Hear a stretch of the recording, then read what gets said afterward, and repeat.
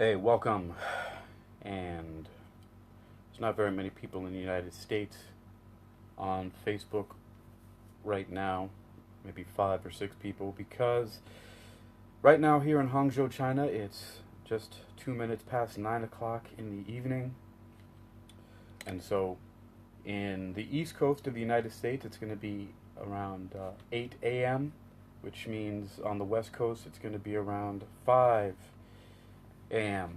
Not a lot of people get up at 5 o'clock in the morning. Some do, some don't. But anyway, as usual, these are notes.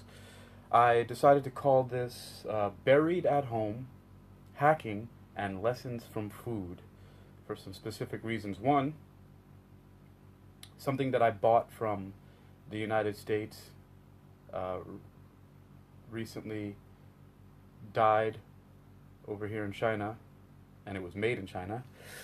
Um, hacking, because I'm sort of a hardware, software hacker, but not in the way that most people think of. I call it hacking. And lessons from food, which is a good one. Anyway, what I'm going to do, part of the hacking I'm going to do right now is, okay, so uh, I'm using the native microphone, which is really good in this Nook tablet that I'm recording the Facebook Live with. It's a Samsung tablet, Galaxy tablet, and now I have a Samsung Galaxy phone here that I'm going to do a live podcast with on Spreaker. So I'm going to call it the same thing. So I'm going to hit live, and I'm going to call it Buried at Home. Buried at Home. Hacking and Lessons from Food. And I'm just going to put it under the Hypnoathletics Exercising Your Mind podcast. Or should I put it under Haiku Science Academy? Well, first let me do some other things. Let me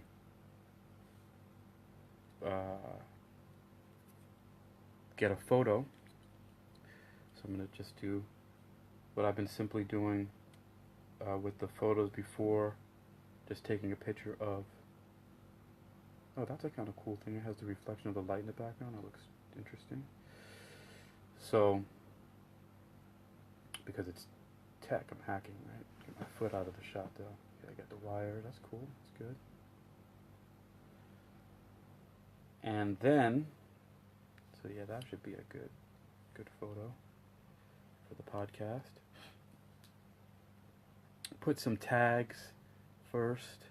Of course, put China, Hangzhou,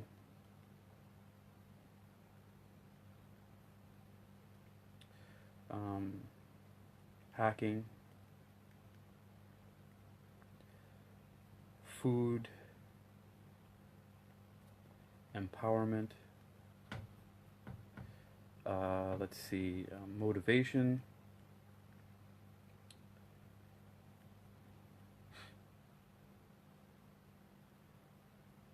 There's all kinds of stuff.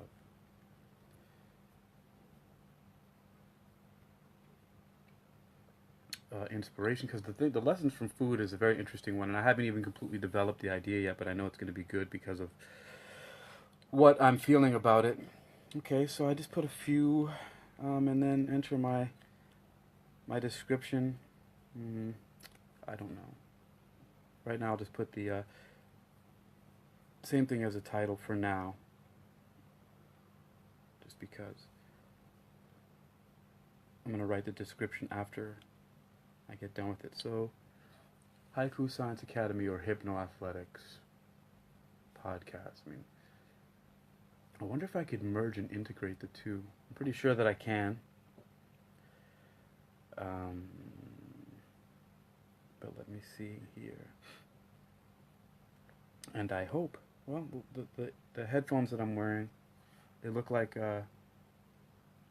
almost from some angles like glasses. The straps for glasses. All right. So let's see. Okay, I'm just gonna go live with this here. Boom. playing that song, Fake News. Welcome everybody. You're listening to Hakeem Alexander. This is my track called Fake News.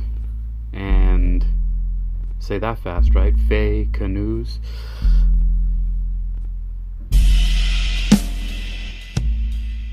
I'm going to be talking about buried at home hacking and lessons from food.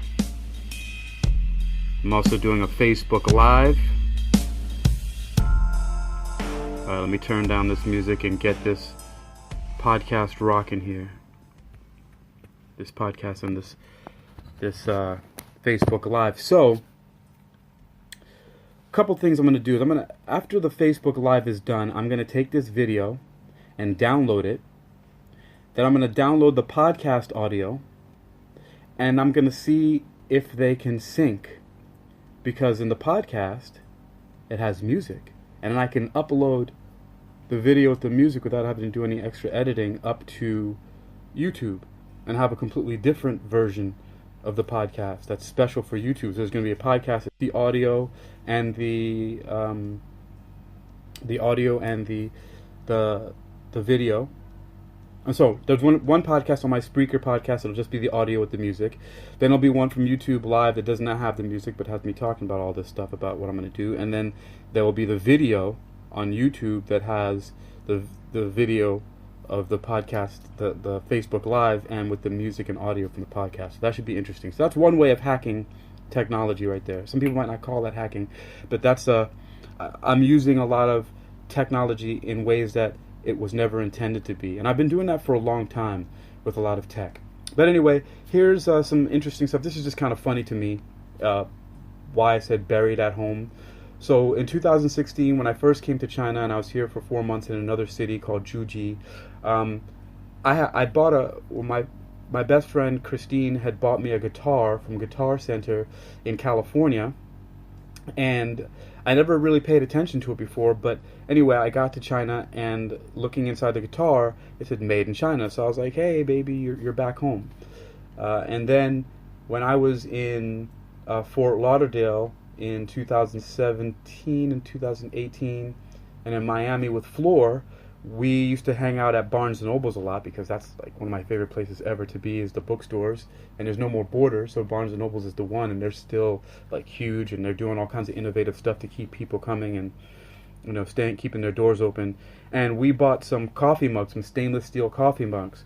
And when I got out here, I noticed again that the mugs, they were made in China. I should have actually kept it, but I threw it in the trash a day, because when I'm getting ready to do some work, it fell off of a table, and the top broke off, and there were little tiny plastic pieces that were fasteners from it that were broken. The seal was broken, so it was dead.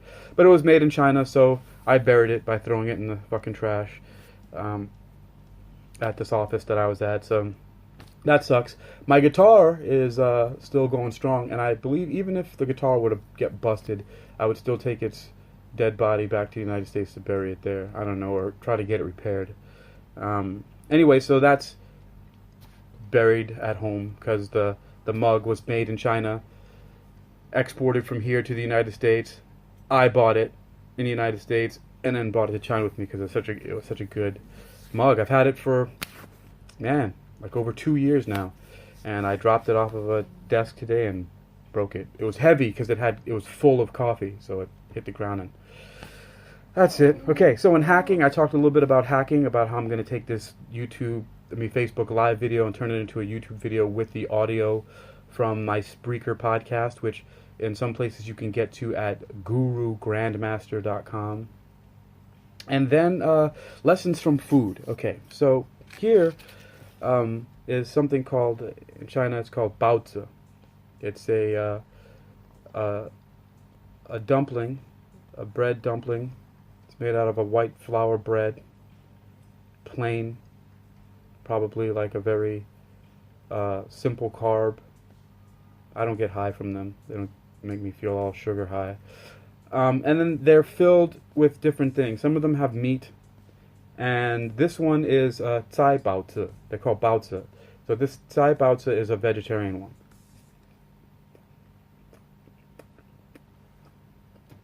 Floor. taste this. This one is mixed. I think you might like that.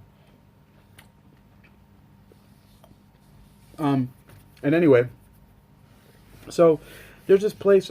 I go to this coffee shop called Wing Life Coffee all the time to sit and use their Wi-Fi and work. And right across the street from there is where I get those, the baozi. And every single time, the couple that works there is this really nice, older couple that runs the shop. And then there's it's like a mother and a son are usually there. And sometimes the son's wife is there. Anyway, whenever I buy the baozi, they put them in the microwave for me. And I get it. I'm always extremely dissatisfied because when I get it, it's like burning fucking hot. Like so hot. Like you can't even handle it. And the insides are so hot. And it's like you can do some real damage with this baozi when after they literally, that's really what it means to nuke something. I mean, they just keep it in for so long, and I'm like, well, I'm sitting there waiting, like I've already paid for it and everything like that. I'm like, why is it taking so long? I've never said anything before, but every time I would get it, the other problem is that it would be all sticky and pasty on the outside. So when you would touch it, and like the little plastic bag they would put it in sometimes, like it would stick, like it would just rip off. The outside would like stick to the plastic bag, and let me adjust this right. So it would like stick to the plastic bag and like stick to your hands, and it would be like, it was just disgusting. And like I was wondering why I would go back to eat them. I think it was just because the filling inside, it's like all these greens. I don't even know what vegetables that is, but it's a lightly seasoned dark green vegetable. A lot like collard greens, but not. A lot like it. I'm gonna find out what it is. But it's really delicious. And so I keep going back for it. But then, so and this is where the lessons from food is coming in. And this is really great. But I just one day, like a couple days ago, actually last week, started going in, and when they would start going towards the microwave, I was like, "Bujiarura, I don't want you to add heat. Don't heat it up." And I would just take them, and I would take them upstairs. There's an office that has a microwave, and I would do it myself, or put it in a toaster oven, or put it in the microwave at the coffee shop.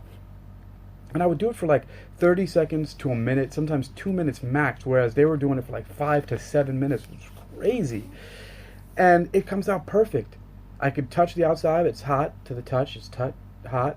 The insides are not scorching to burn your freaking skin off. Like you could, like if you were a criminal and you wanted to burn your fingerprints off, you could have them heat some baozi up for you and handle that, and your fucking whole hands would just burn off.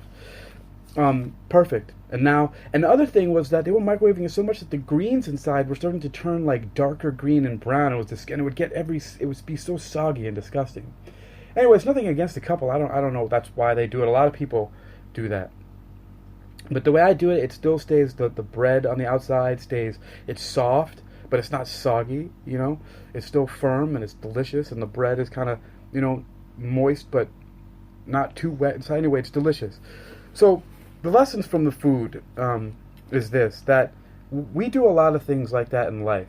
Like, we don't question a lot of stuff, and we just let people like provide certain services or handle certain things for us that we can do on our own, and sometimes we'll do it a lot better if we just give it a shot, if we just try. And something, I've been doing this a lot lately, like I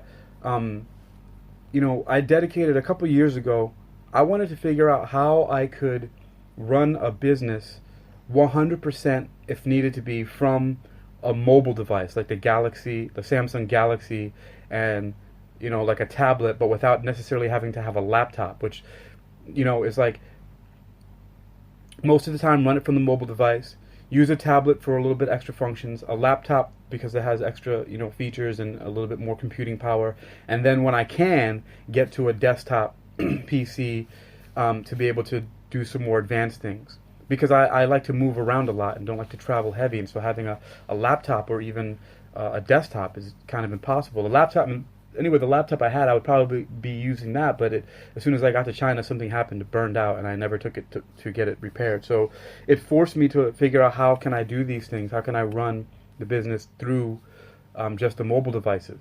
And so one thing that's happened is that I've had to force myself to figure out how to do it, and starting to use different video editing and podcasting software that are just on a mobile phone device that's usually used to make calls and stuff like that. And it's interesting because it has a low amount of computing power. It's got a lot of problems. It's very clunky. There's not a whole lot of apps that are built for that just yet. Some of them are, and I don't know if it's because I'm using free versions of some stuff, but I'm getting it done. And the point is that it's because I'm attempting. I'm doing it myself instead of waiting for somebody else to do it for me, or for somebody else to release something that's perfect for me. I feel like often that I've been way ahead of technology, and technology is now catching up with the way that I want to do things. For years, I mean, I was on the internet as soon as the internet was available for public consumption. I was with the dial-up. I was in chat rooms. I was building and coding free websites and putting up poems and just all this look at me stuff that I was doing. And I love the technology, but I also love kind of hacking and patching in like a lot of old tech with new technology. Like even when standalone recorders came out, standalone multi-track recorders came out for recording music, there were also completely PC and other devices that you could completely do on your home computer, or a dedicated computer, in the same way like the Avid or Final Cut Pro was, like Pro Tools and things like that. But I like to use these little 8-track standalone recorders that have like an LCD screen, because years ago, and I'm going off on a tangent, but I just recently worked with a guy who had this software called Ableton Live, and he's got a MIDI controller keyboard and all this software with Ableton and all this whole setup. And I had the exact same functions and features and was able to do the exact same stuff on a Casio CTK 731 keyboard that I still have in the United States, and it still works. The battery's still operational and everything like that. That has a 6-track onboard recorder and a backlit blue LCD screen. And I was able to do the same exact things on that they're doing on the Ableton Live now. Like being able to record your own bass lines and make your own drum beats by finger tapping. And I used to get on there and just I even did it not too long ago with Donald Dias. We recorded like 200 songs in 8 days, and a bunch of the songs that have some drums on it, I did that. It's crazy with the same keyboard. Anyway, but again, the lessons from the food is the really important thing here that I want to stick with and end this broadcast with, is that we tend to get upset and mad about things that are not going right in our lives, and we kind of put up with it because we don't think that we have an option, or are not really looking at it because it's like out of convenience, or it's just the way that it's been done. And so in the same way that I started microwaving my own baozi for 1.5 minutes rather than like 10 minutes and it coming out just right, it's the same thing that we need to start doing with a lot of stuff in our lives, is that we need to actually just go ahead and take the step to start testing and figuring out stuff on our own, the way that we eat, the way that we exercise, instead of following everybody else's programs. And that's been so helpful for me, even making music and making my own videos, and I'm doing it in my own way rather than a way that somebody else is saying. Like there's a lot of people that I follow and advice that I follow to like get it done and motivation, things like that. But as far as the details and the nuts and bolts and nitty gritty and actual tactics, I figured out myself to deal with my own personality and everything like that. So that's something that I learned from the food. I was just thinking about it a lot today. Like, man, it's so much more delicious, and I'm getting so much more out of it because I'm just cooking it or reheating it myself. Because they come in a way that you're supposed to heat them up in like a toaster or a microwave. So, all right, well, that's it. It's Hakeem Alexander. I'm here on my podcast, and I'll leave you with the end of this song called Platinum Attractor. Enjoy.